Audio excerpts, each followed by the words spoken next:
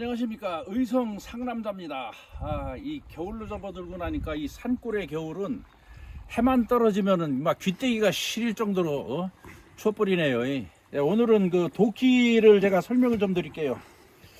여기 보통 이게 뭐 미군 도끼, 인디안 도끼라고 하죠. 이 굉장히 날카롭게 생겼고 대신 뒤쪽 부분이 좁아가지고 이걸로 장작을 패기는 좀 그렇고, 이런 이 도끼의 용도는 톱 대신 산에 올라가서 나무 잡아뜨릴 때, 찍어서 나무 잡아뜨릴 때 쓰는 도끼로 쓰임새가 아주 좋고요.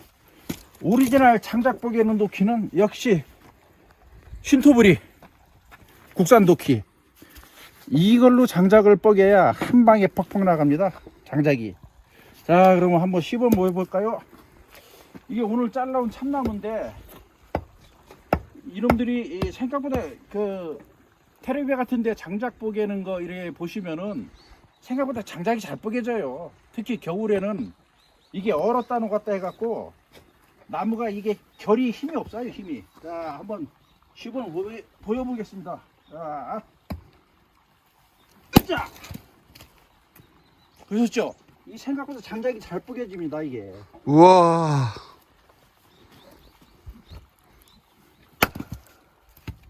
자, 이번에 이름 하나 또 뽀개볼게요.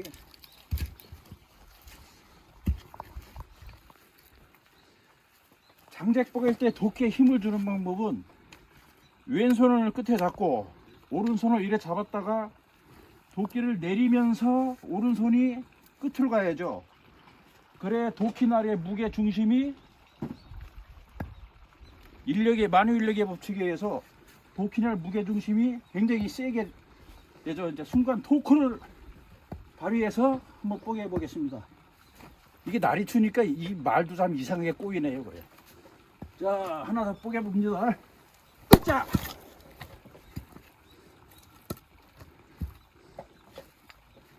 요령만 있으면은 장작 잘 뽀개져요.